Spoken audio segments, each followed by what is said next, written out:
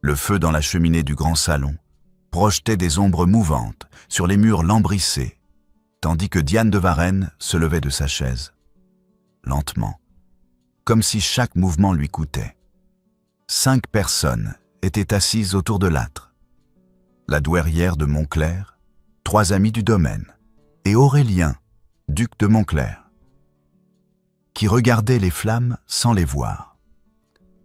Diane posa sa main sur le dossier de sa chaise, ses doigts blancs contre le bois sombre, et dit d'une voix claire, qui traversa le salon comme une note de clavecin dans le silence, « Je resterai si tu me le demandais. » Le rire de la douairière fendit l'air.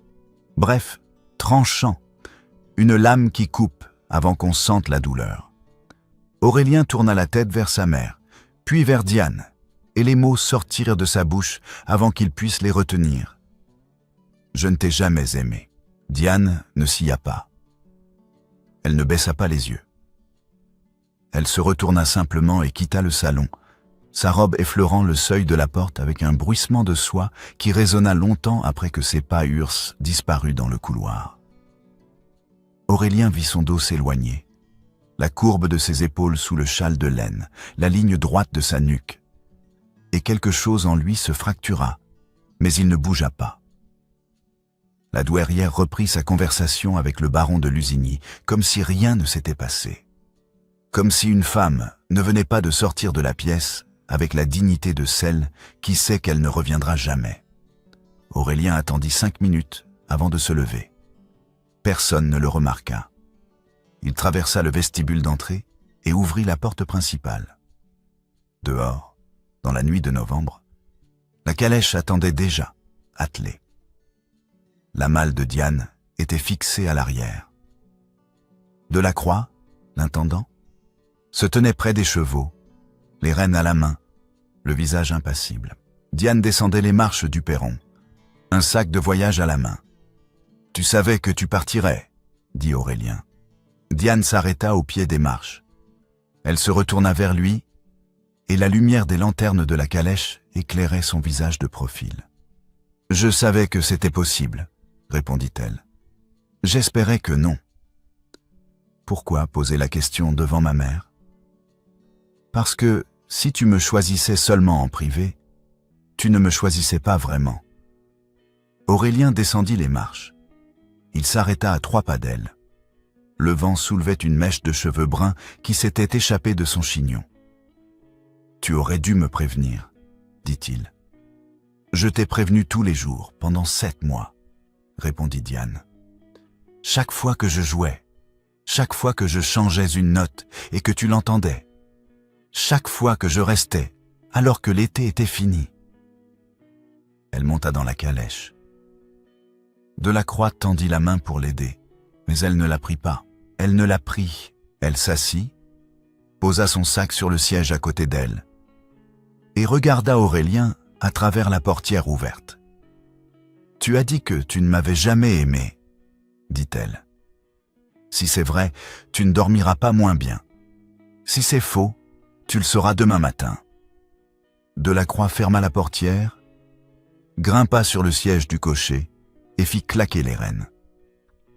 La calèche s'ébranla. Les roues crissèrent dignes sur le gravier de l'allée. Aurélien resta debout au pied des marches, regardant les lanternes s'éloigner dans l'obscurité jusqu'à ce qu'elles ne soient plus que 2 points de lumière avalés par la nuit. Derrière lui, Delacroix referma la porte principale du domaine. Le bruit résonna dans le vestibule vide, comme le couvercle d'un cercueil qu'on rabat. Le lendemain matin, Aurélien entra dans la salle à manger et s'arrêta sur le seuil. La table était mise pour le petit déjeuner, nappe blanche, service en porcelaine, carafe de café fumant. La chaise de Diane était toujours là, à sa place habituelle, à gauche de la sienne. Delacroix ne l'avait pas retirée. Aurélien s'assit et regarda la chaise vide, pendant que Delacroix versait le café. Personne ne parla. Après le petit déjeuner, Aurélien traversa le domaine. Il entra dans la bibliothèque. Sur l'échelle, à hauteur d'homme, un livre était resté ouvert. un traité sur la théorie musicale de Rameau. Diane l'avait laissé là 3 jours plus tôt. Il monta sur l'échelle et referma le livre. L'odeur de la lavande qu'elle portait toujours dans une petite sacoche de tissu flottait encore dans l'air. Il passa dans le salon de musique. Le clavecin était fermé, le couvercle rabattu. Sur le pupitre, une partition de Scarlatti annotée de la main de Diane. Des corrections au crayon, une note changée dans la dernière mesure. Il posa la main sur le couvercle du clavecin et sentit le bois froid sous sa paume.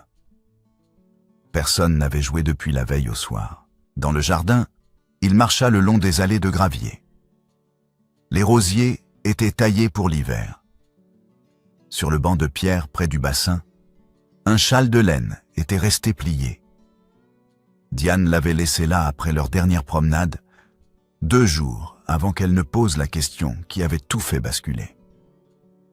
Il prit le châle et le ramena à l'intérieur. Dans le grand salon, les chaises étaient toujours disposées comme la veille au soir. Le feu était éteint, les cendres grises dans l'âtre. Aurélien s'assit dans le fauteuil qu'il occupait quand Diane s'était levée. Il regarda la chaise vide où elle s'était tenue debout, la main posée sur le dossier, et entendit de nouveau sa voix « Je resterai si tu me le demandais ». Il ferma les yeux. Il revit le visage de sa mère, le rire bref, tranchant. Il entendit de nouveau les mots qui étaient sortis de sa propre bouche. « Je ne t'ai jamais aimé ». Ces mots n'étaient pas les siens. Ils appartenaient à son père, qui avait fermé le salon aux fenêtres bleues 18 ans plus tôt après la mort de sa mère, qui avait interdit qu'on prononce son nom, qui avait appris à son fils qu'aimer était une capitulation et que les Montclair ne capitulaient jamais. Aurélien ouvrit les yeux. La chaise de Diane était toujours vide. Il avait menti à Diane et il s'était menti à lui-même. Et maintenant, elle était partie. 3 semaines passèrent. Le domaine continua de vivre comme si rien n'avait changé. Les fermiers apportèrent leurs rapports. Les domestiques accomplissèrent leurs tâches. La douairière recevait ses amis dans le salon principal. Mais Aurélien sentait l'absence de Diane dans chaque pièce qu'il traversait, dans chaque silence où aurait dû résonner une note de clavecin, dans chaque conversation où personne ne prononçait son nom. Un après-midi de décembre, le baron de Lusigny vint rendre visite. Ils s'installèrent dans le salon principal, près du feu. Delacroix servit le thé. Lusigny parla de la chasse, des récoltes, du froid précoce. Puis, il s'interrompit et regarda autour de lui. « Où est mademoiselle de Varenne ?» demanda-t-il. « On ne l'entend plus jouer. Ma femme me disait que votre domaine sonnait différemment quand elle était là. » Aurélien posa sa tasse sur la soucoupe. Le bruit de la porcelaine contre la porcelaine résonna trop fort dans le silence. « Elle est rentrée en Touraine, » dit-il. « Affaire de famille. »« Dommage, » dit Lusigny. « Elle avait un talent rare. J'espère qu'elle reviendra. » Il secoua la tête. « Je ne crois pas. » Lusigny le regarda avec une expression de surprise polie. Mais il ne posa pas de questions. Il finit son thé et prit congé. Après son départ, Aurélien resta assis dans le fauteuil, seul dans le salon qui sonnait différemment. Le mensonge qu'il venait de prononcer lui coûtait plus que la phrase cruelle. Parce que le mensonge était vrai. Diane ne reviendrait pas. Il l'avait chassée lui-même. Les jours suivants, Delacroix rapporta que les fermiers et les voisins continuaient de demander après mademoiselle de Varenne. La femme du meunier voulait savoir si elle reviendrait pour Noël. Le curé du village demandait si elle jouerait à la messe de minuit comme l'année précédente. Aurélien répondait toujours la même chose. Affaire de famille, retour incertain. Chaque fois qu'il prononçait ces mots, il sentait le poids de sa propre lâcheté. Un matin, il se réveilla avant l'aube et descendit dans le vestibule d'entrée. Il s'arrêta devant la porte du salon aux fenêtres bleues. Cette pièce était fermée depuis 18 ans. Son père l'avait scellée après la mort de sa mère et avait interdit qu'on l'ouvre. Le clavecin de sa mère était resté à l'intérieur, dans l'obscurité, recouvert de poussière. Aurélien posa la main sur la poignée de la porte. Le métal était froid sous sa paume. Il tourna la clé dans la serrure. La clé qu'il gardait dans le tiroir de son bureau depuis la mort de son père, sans jamais l'utiliser. Le verrou céda avec un déclic sec. Il poussa la porte. Les gonds grincèrent.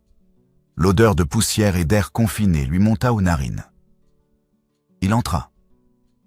La lumière grise de l'aube filtrait à travers les grandes fenêtres aux vitres bleues, projetant une lueur froide et irréelle sur les meubles recouverts de draps blancs. Au centre de la pièce, le clavecin de sa mère se dressait comme un fantôme sous son linceul de tissu. Aurélien traversa la pièce et retira le drap. La poussière s'envola en nuages gris. Le clavecin apparut. Bois de noyer sombre, touche d'ivoire jaunie par le temps. Il n'avait pas été joué depuis 18 ans. Il n'avait pas été accordé depuis 20. Aurélien s'assit sur le banc et posa les mains sur le clavier. Il appuya sur une touche au hasard, s'attendant au silence ou à la dissonance d'un instrument mort. Un accord parfait résonna dans le salon. Aurélien retira sa main comme s'il s'était brûlé. Il regarda le clavecin. C'était impossible. Personne n'était entré dans cette pièce depuis 18 ans. Personne n'avait touché cet instrument. Et pourtant, l'accord était parfait, juste, clair, sans la moindre fausse note. Il appuya sur une autre touche, puis une troisième. Chaque note sonnait comme si l'instrument avait été accordé la veille. Il se leva et sortit du salon. Il trouva Delacroix dans le couloir. « Faites venir Monsieur Aubert, » dit-il. « Tout de suite. » Aubert arriva dans l'après-midi.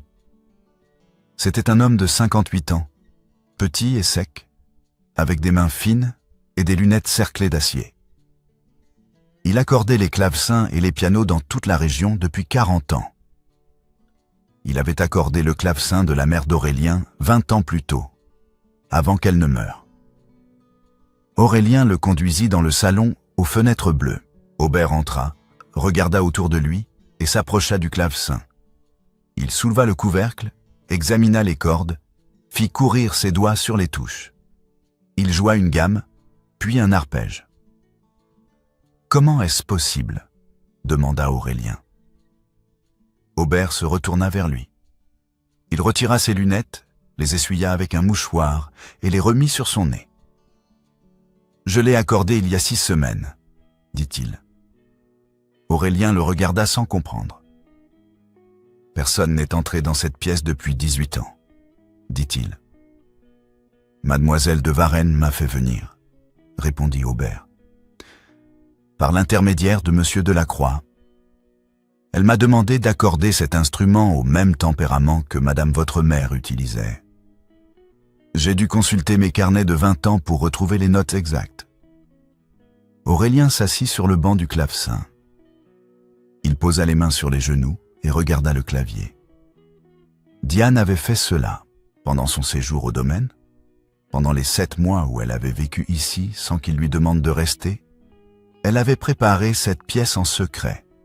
Elle avait fait accorder le clavecin de sa mère.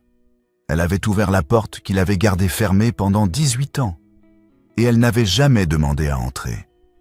« Merci, monsieur Aubert, » dit-il d'une voix blanche. Aubert hocha la tête, referma son étui d'outils et sortit. Aurélien resta seul dans le salon, aux fenêtres bleues, assis devant le clavecin de sa mère, et comprit que Diane avait vu ce qu'il refusait de voir. Elle avait vu l'homme qu'il aurait pu être si son père ne lui avait pas appris que l'amour était une capitulation. Elle avait vu la pièce fermée, et elle l'avait ouverte sans bruit, sans demander la permission, parce qu'elle savait qu'il ne la donnerait jamais. La porte du salon s'ouvrit. La douairière entra. Elle s'arrêta sur le seuil et regarda autour d'elle. C'était la première fois qu'elle entrait dans cette pièce depuis la mort de sa belle-fille. « Tu as ouvert le salon » dit-elle. « Diane a fait accorder le clavecin » répondit Aurélien. « Sans me le dire, sans demander à entrer. » La douairière traversa la pièce et s'assit dans le fauteuil près de la fenêtre. Elle croisa les mains sur ses genoux et regarda son fils. « Pourquoi avez-vous ri ce soir-là » demanda Aurélien.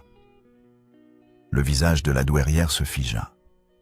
Puis, lentement, la composure qu'elle avait maintenue pendant 30 ans se fissura.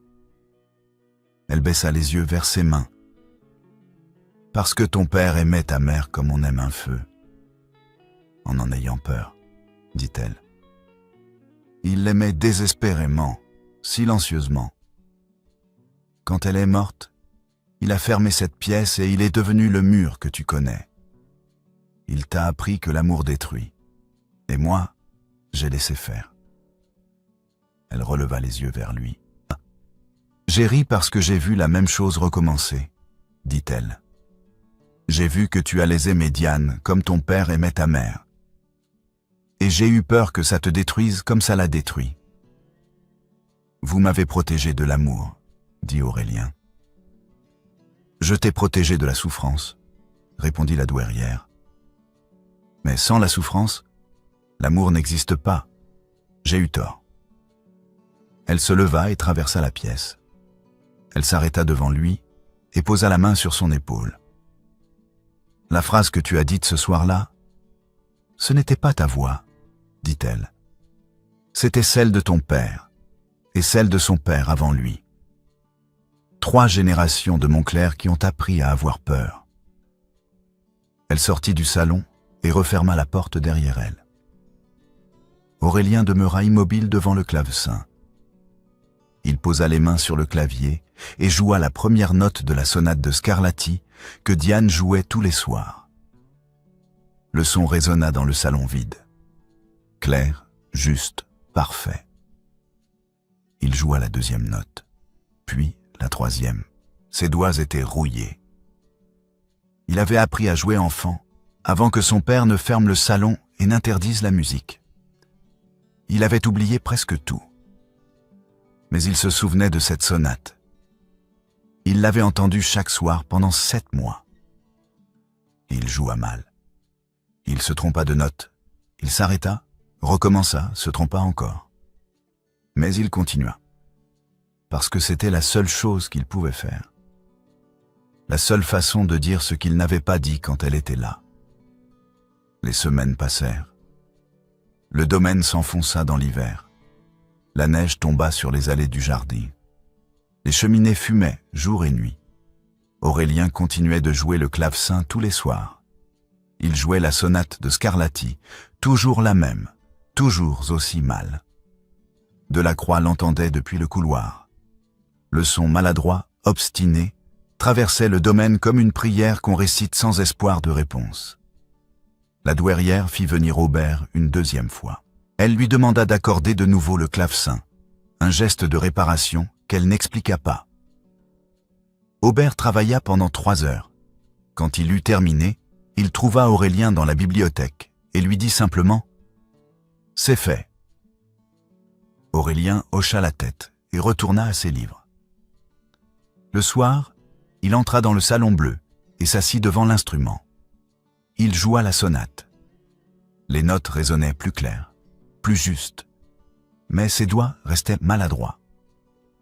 Un matin de janvier, Delacroix entra dans le bureau d'Aurélien et posa une lettre sur la table. Aurélien leva les yeux. « Qu'est-ce que c'est » demanda-t-il. « Une lettre que j'ai écrite, » répondit Delacroix.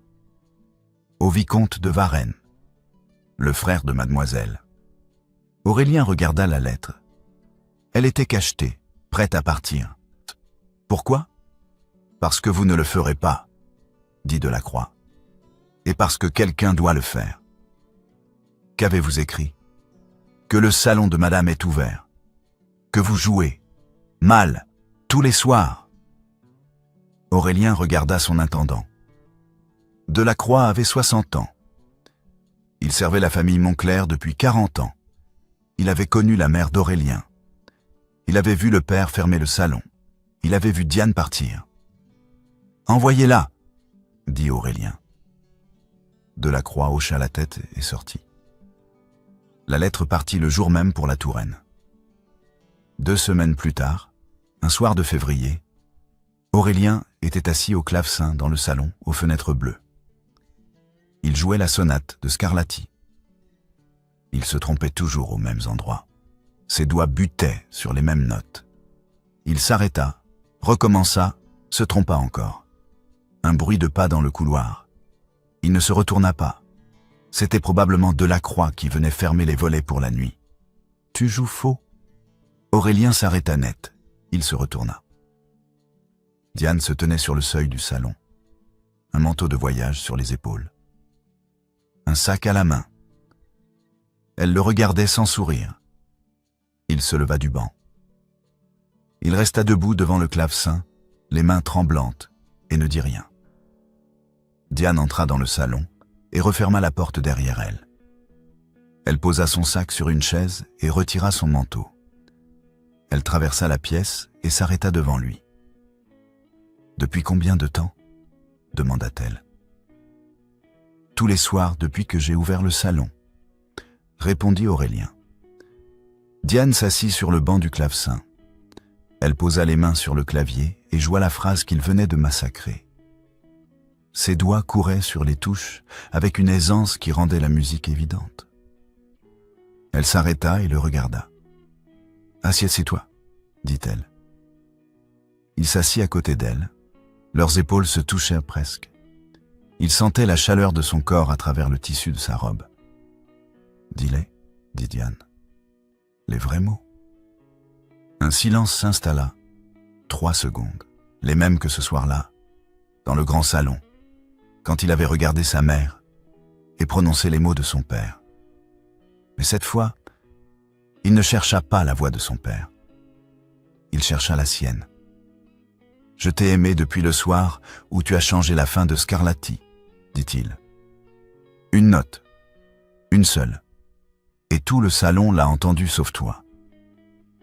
Parce que pour toi c'était évident. Il prit une inspiration. Les mots venaient plus facilement maintenant.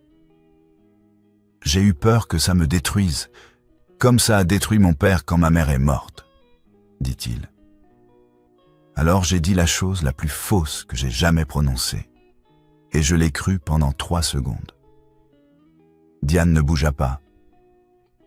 Elle regardait le clavier, les mains posées sur ses genoux. 3 secondes, répéta-t-elle. Et après ? Après, tu t'es retourné, dit Aurélien. Et les 3 secondes se sont écroulées, mais tu es parti cette nuit-là. Et je n'ai pas pu te rattraper. Un bruit de pas dans le couloir. La porte s'ouvrit. Un homme entra, grand, brun, la trentaine, avec le même regard direct que Diane. Le vicomte de Varennes, le frère de Diane. Il s'arrêta sur le seuil et regarda Aurélien. « Diane, dit-il, il est tard. On rentre ou on reste ?» Ce n'était pas une question. C'était un ultimatum. Il la ramènerait en Touraine si elle le lui demandait.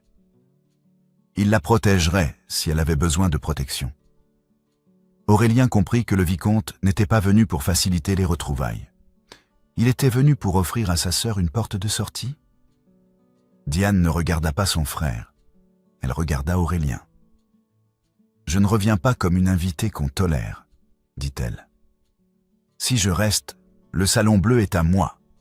Le clavecin de ta mère est à moi, et ma musique se joue les portes ouvertes. » Aurélien hocha la tête. « Le salon est ouvert, » dit-il. « Il t'attend. » Diane se tourna vers son frère. Elle répondit calmement. « Rentre. Je reste. » Le vicomte regarda sa sœur pendant un long moment. Puis il hocha la tête, ramassa le sac qu'elle avait laissé sur la chaise et sortit. Ses pas résonnèrent pendant le couloir. La porte d'entrée du domaine s'ouvrit et se referma. Le bruit d'une calèche sur le gravier. Puis le silence. Diane se tourna vers Aurélien. Il leva la main et toucha sa joue. Elle ne recula pas. Elle ferma les yeux. Il se pencha vers elle et l'embrassa. Le baiser était lent, doux, au même niveau. Ils étaient assis côte à côte sur le banc, leurs mains posées sur les touches du clavecin. Sous le poids de leurs paumes, une corde résonna. Une note grave qui vibra dans le silence du salon. Quand ils se séparèrent, Diane posa sa tête sur son épaule. Il entoura ses épaules de son bras et ils restèrent ainsi, sans bouger. Pendant que la nuit tombait sur le domaine et que les fenêtres bleues laissaient entrer la lumière froide de la lune. Dans le couloir, la douairière se tenait debout devant la porte du salon. Elle avait entendu la calèche partir. Elle avait entendu le silence qui avait suivi. Elle tendit la main vers la poignée de la porte, puis s'arrêta. Pour la première fois depuis 30 ans, elle ferma la porte pour donner l'intimité qu'elle avait refusée. Puis, elle s'éloigna dans le couloir, ses pas s'estompant dans l'obscurité. Les semaines passèrent. L'hiver céda la place au printemps. La neige fondit dans les allées du jardin. Les bourgeons apparurent sur les branches des arbres. Le domaine sortit de son sommeil, comme un homme qui se réveille après un long cauchemar. Un matin de mars, la douairière entra dans le salon aux fenêtres bleues. Diane était assise au clavecin, en train de composer. Des feuilles de partition couvraient le pupitre. Elle jouait une phrase, s'arrêtait, annotait la partition, rejouait. Elle ne leva pas les yeux quand la douairière entra. La douairière s'assit dans le fauteuil, près de la fenêtre. Elle croisa les mains sur ses genoux et écouta. La musique était différente de celle que Diane jouait autrefois. Plus sombre, plus complexe. Chaque note portait le poids de quelque chose qui avait été perdu et retrouvé. Diane cessa de jouer et pivota vers la douairière. « Votre mère jouait aussi ?» demanda la douairière. Elle secoua la tête. « Non, mon père. » La douairière hocha la tête. « Alors c'est de lui que vous tenez le courage de rester dans une maison qui vous a chassé, » dit-elle. Diane posa les mains sur le clavier. Elle regarda les touches d'ivoire jaunies par le temps. « Ce n'est pas la maison qui m'a chassé, » dit-elle. « C'est un mot. Et les mots, ça se remplace. » La douairière se leva. Elle traversa la pièce et s'arrêta devant le clavecin. Elle posa la main sur le couvercle, un geste lent, hésitant, comme si elle touchait quelque chose de fragile. Puis, elle retira sa main et regarda Diane. « Je vous demande pardon, » dit-elle. Diane hocha la tête. Elle ne sourit pas, elle ne dit rien, mais elle posa sa main sur celle de la douairière pendant 3 secondes. Puis, elle retourna à sa partition. La douairière sortit du salon. La porte resta ouverte. La lumière du matin entrait par les fenêtres bleues et projetait des reflets azurés sur les murs. Sur la table près du clavecin, 2 tasses de thé refroidissaient. Delacroix passa dans le couloir, s'arrêta, écouta la musique et ne ferma pas la porte. Le printemps s'installa sur le domaine. Les fenêtres du salon bleu restaient ouvertes tous les jours. La musique descendait dans le jardin et se répandait sur les allées entre les rosiers qui commençaient à fleurir, jusqu'aux champs où les fermiers travaillaient. Ils levaient la tête, écoutaient et reprenaient leur travail en souriant. Le domaine sonnait de nouveau, comme avant. Non, il sonnait mieux qu'avant. Il sonnait comme il aurait toujours dû sonner. Un après-midi d'avril, Aurélien marchait dans le jardin. Il suivait l'allée de gravier qui longeait le mur du domaine. Les arbres étaient couverts de feuilles neuves. L'air sentait la terre humide et les fleurs qui s'ouvraient. De la fenêtre du salon bleu, une musique descendait. Une mélodie qu'il ne connaissait pas. Il s'arrêta sous la fenêtre et leva les yeux. « Tu écoutes ?» La voix de Diane venait d'en haut. « Depuis le jardin, » répondit-il. « Monte, dit-elle. c'est pour toi. » Il rentra dans le domaine et monta l'escalier. La porte du salon bleu était ouverte. Il entra. Diane était assise au clavecin, une partition sur le pupitre. Elle se tourna vers lui et sourit. « Regarde, » dit-elle. Il s'approcha et lut le titre de la partition. « Le salon qu'on ouvre ». En dessous, la notation. Diane de Varenne. Avril 1782. « C'est la première composition que je signe depuis mon retour, » dit Diane. « Et la première que j'écris pour une pièce qui n'a plus peur d'être habitée. » Aurélien s'assit à côté d'elle sur le banc. Elle posa les mains sur le clavier et joua la phrase d'ouverture. La mélodie était claire, lumineuse, avec une simplicité qui rendait chaque note nécessaire. Il écouta en silence. Quand elle eut terminé, il posa sa main sur la sienne. Elle ne retira pas la sienne. Ils restèrent ainsi, leurs mains l'une sur l'autre sur les touches, pendant que la lumière du printemps entrait par les fenêtres bleues et dessinait des ombres mouvantes sur le mur. Dehors, le domaine entendait la musique. Les fermiers dans les champs s'arrêtèrent de travailler et levèrent la tête. Les voisins qui passaient sur la route ralentissaient et écoutaient. La femme du meunier disait à son mari « Elle est revenue ». Le curé du village souriait et pensait qu'il pourrait lui demander de jouer à la messe de Pâques. Dans le couloir, Delacroix se tenait debout devant la porte ouverte. Il écoutait la musique et ne bougeait pas. Dans son salon privé, à l'autre bout du domaine, la douairière entendait la mélodie à travers les portes ouvertes. Elle posa son livre sur ses genoux et écouta. Elle ne se leva pas pour fermer les portes. Elle resta assise, les mains croisées, et laissa la musique entrer. Dans le salon bleu, Diane jouait. Aurélien écoutait. Leurs mains étaient posées l'une sur l'autre sur le clavier. La musique montait et descendait, légère et grave à la fois, comme une conversation qu'on n'a pas besoin de traduire en mots. Les fenêtres étaient ouvertes. La porte était ouverte. Le salon qu'on avait fermé pendant 18 ans respirait de nouveau. Et pour la première fois depuis des années. Le domaine Montclair ressemblait à une maison où l'on pouvait vivre sans avoir peur d'aimer.